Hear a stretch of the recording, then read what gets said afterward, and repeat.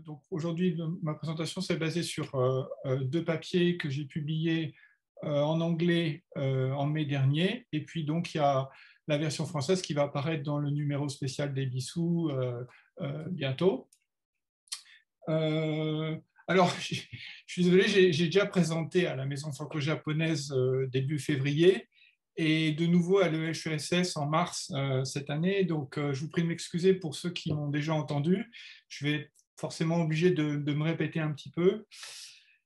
Mais je vais essayer de présenter les traits majeurs de ces procès pour tâcher de mettre en évidence ce qui nous apprennent à penser des catastrophes industrielles du Japon contemporain et au-delà du Japon.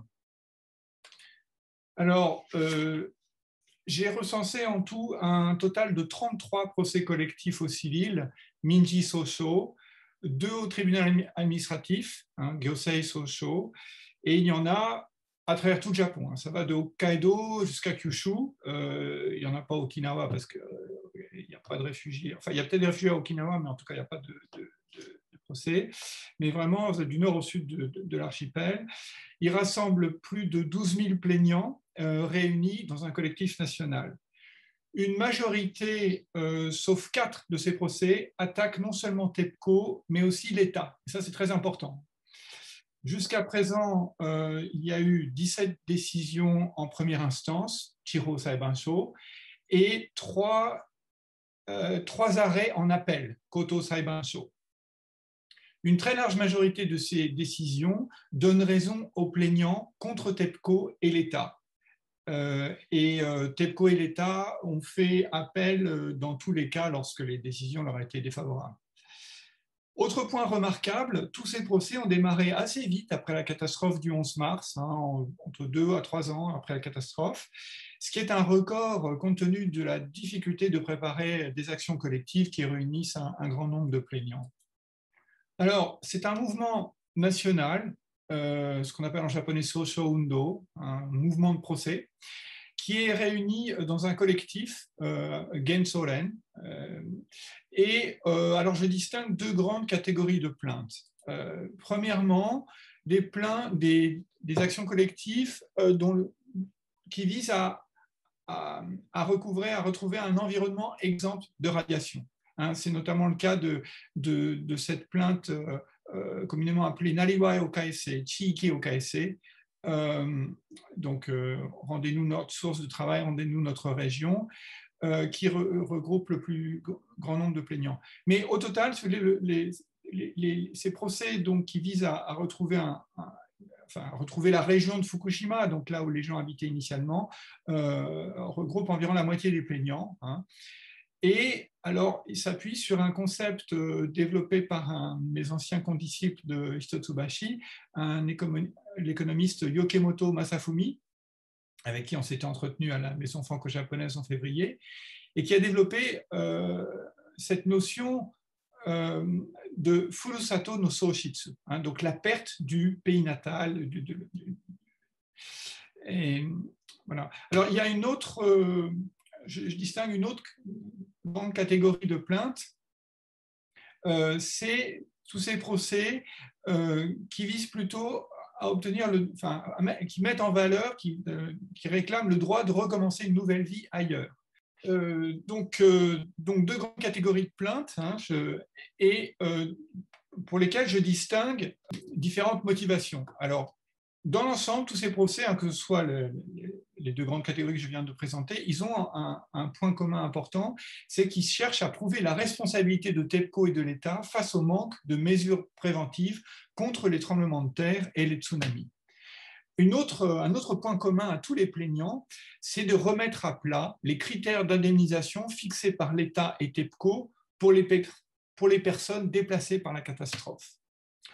Enfin, il vise à contester les normes de radioprotection revendiquées par l'État pour définir les territoires à risque. Hier, il y avait des présentations, Madame Chujo-san nous a expliqué ça, différentes catégories de migrants ou de réfugiés, c'est parce qu'il y a un zonage de la catastrophe. Donc les procès remettent en question ce zonage.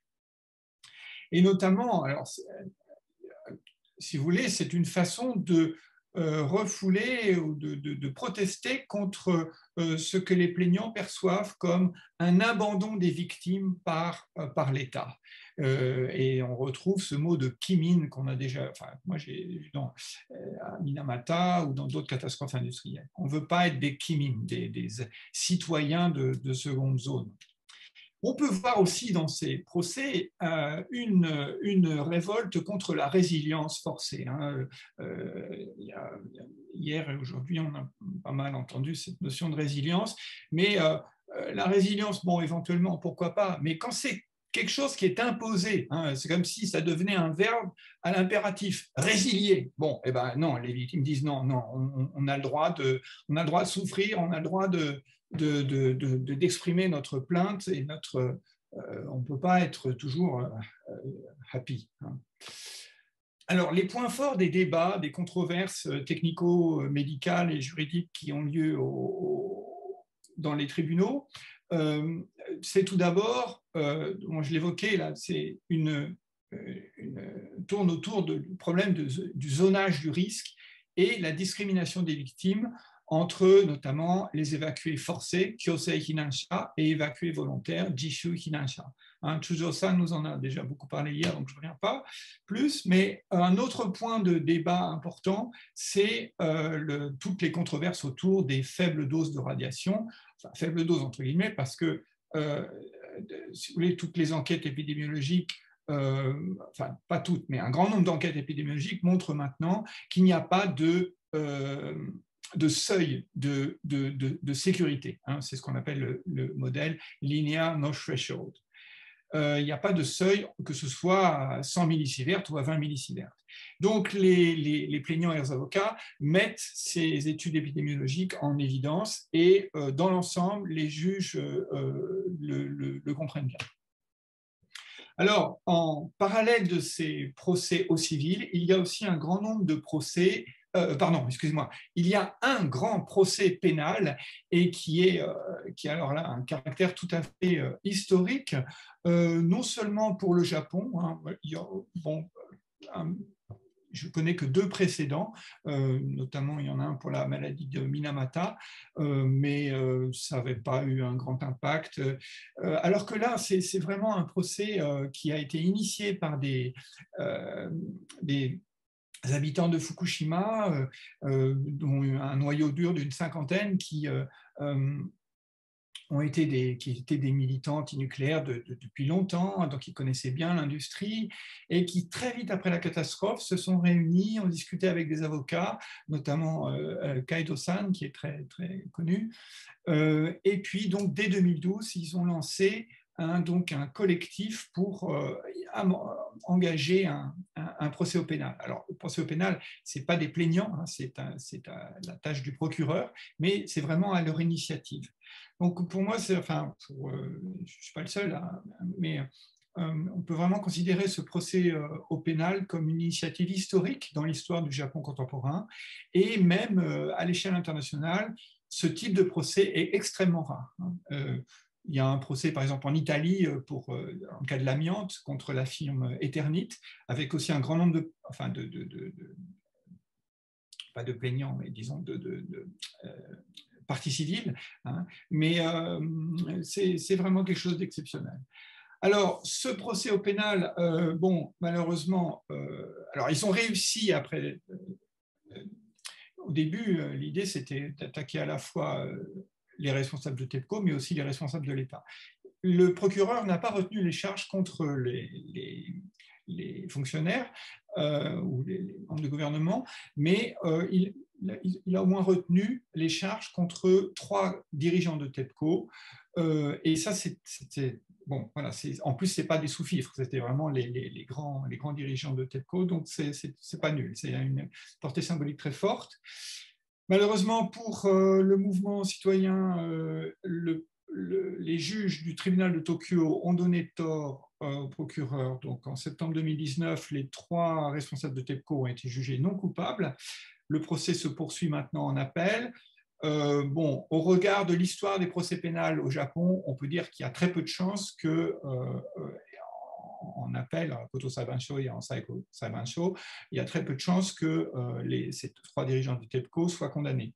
Mais même s'il se termine par une défaite en cassation, en Saiko Sai, ce procès n'aura pas été vain, car il a d'ores et déjà permis de mettre en évidence des éléments de preuve très importants, notamment sur l'enchaînement des causalités par rapport au tsunami. Et ces éléments de preuve ont été mis à profit dans les procès au civil. Donc, d'une façon plus générale, je crois que ce procès au pénal a initié une dynamique qui, avec tous les procès au civil, forme un mouvement social tout à fait inédit à travers tout le Japon. Alors, en ce qui concerne la trentaine de procès au civil, ce qui me frappe, c'est que pour la majorité d'entre eux, les plaignants et leurs avocats ont eu à cœur d'inclure l'État parmi les accusés, tout en sachant que cela risquerait d'augmenter les difficultés. C'est toujours plus difficile quand on s'attaque aussi à l'État. Mais ils ont estimé que cela en valait la peine. C'est très important au niveau symbolique de ne pas laisser l'État en marge de ces procédures juridiques. Car c'est vraiment la responsabilité de l'État est au cœur ils estiment que la responsabilité de l'État est au cœur de la catastrophe de Fukushima. De sorte que ces procès au civil poursuivent le geste critique d'attaquer les dirigeants de l'État amorcé par le procès au pénal. Dans les procès de Fukushima, alors par contre pour un bémol, si vous voulez, le point un peu, pas négatif, mais problématique de ces procès, c'est que pour l'instant, les indemnités sont très faibles. Dans l'ensemble, enfin, en moyenne, environ 10 000 € par plaignant, dans le meilleur des cas. Donc, c'est vraiment des sommes très, très faibles. Je me demande ce que ces montants peuvent réparer sur le plan économique. Mais par contre, sur le plan symbolique, le fait que les décisions donnent raison aux plaignants, c'est évidemment très, très important. C'est là où, si vous voulez, je pense qu'il faut remettre ces procès dans l'histoire longue du Japon contemporain par rapport à toutes les affaires de pollution industrielle, de Minamata, Yokkaichi, etc. Et aussi tous les procès pour faire arrêter les centrales nucléaires. Kamata-san en a parlé hier, ce qu'on appelle Genpatsu Sashidome. Avant la catastrophe de Fukushima, tous ces procès étaient perdus. Ce qui est remarquable depuis mars 2011, c'est que beaucoup de ces procès pour faire arrêter ou empêcher le redémarrage des centrales sont gagnés par les plaignants. Donc ça, c'est aussi remarquable.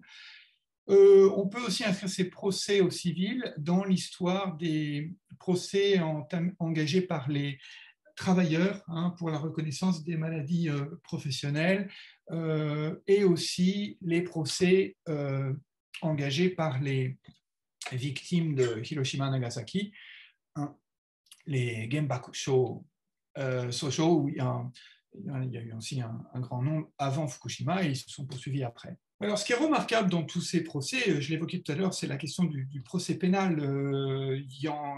Donc là, Fukushima introduit un fait nouveau qui n'existait pas avant. Or, pourquoi c'est important? Parce que au civil, on peut obtenir des compensations financières, mais comme on a vu, elles sont très faibles. Alors qu'au pénal, ce qu'on peut obtenir, c'est ce que les victimes de la catastrophe peuvent obtenir, c'est une condamnation forte avec des peines de prison. Et ça, évidemment, ça n'a pas du tout la même portée symbolique. Alors, on peut quand même dire que les réparations, même si le montant des indemnités est faible, elles ont néanmoins une portée symbolique. On peut dire que Sangai Baisho, ça a aussi une portée symbolique. Et plus largement, tous ces procès forment... alors, c'est un terme que je trouve très intéressant, qui existe en japonais, que j'ai importé à Taïwan en chinois, parce qu'on peut utiliser les kanji. Sosho Undo, il nous manque un terme en français pour qualifier comment les procès deviennent un mouvement social. En japonais, mouvement de procès. Et ce qui est important, c'est que même si les montants des indemnités est faible, c'est le fait que ce soit des actions collectives. Et donc, en fait, ce qu'on voit, c'est que les plaignants se réunissent régulièrement. Et pour eux, ça a aussi aidé à une certaine...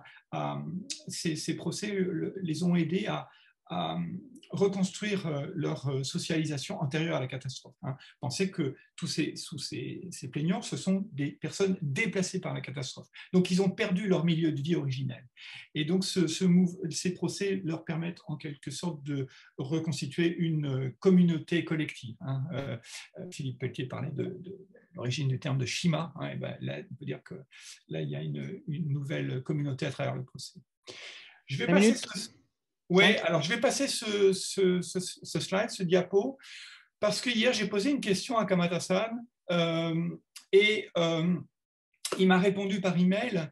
Je lui demandais si depuis la catastrophe de Fukushima, moi il me semble qu'il y a eu un arrêt provisoire du Hanbai Sokushin, comment dire, du marketing promotionnel du nucléaire par les constructeurs comme Hitachi, Toshiba, Areva, etc. Mais en France, ça a repris assez vite et en ce moment, pas mal. Il y a pas mal de promoteurs de ce discours et bien sûr pour faire face à l'urgence climatique. Alors la réponse de Kamata-san, c'est que au Japon, il y en a, c'est devenu difficile, notamment parce que le gouvernement peine à relancer les centrales nucléaires. Et puis peut-être on voit que l'exportation des centrales, là, c'était une stratégie de remplacement pour les fabricants de réacteurs nucléaires comme Hitachi ou Toshiba, d'exporter vers le Vietnam ou vers la Turquie. Ça n'a pas marché. Mais peut-être c'est pas un hasard que Toshiba soit sponsor de notre colloque aujourd'hui. Peut-être que, c'est un vœu pieux, mais j'espère qu'ils pensent, ils renoncent au nucléaire parce que ce n'est de toute façon pas une bonne solution pour le réchauffement climatique. Et là, je vous renvoie, j'ai reçu avant-hier cette petite brochure du Genshiroku Jōhōshitsu sur donc, les centrales nucléaires et l'urgence climatique qui va dans le sens de la réponse de Kamata-san et qui explique bien pourquoi les centrales nucléaires ne sont pas du tout une solution viable et efficace pour lutter contre le réchauffement climatique. Voilà, je vous remercie.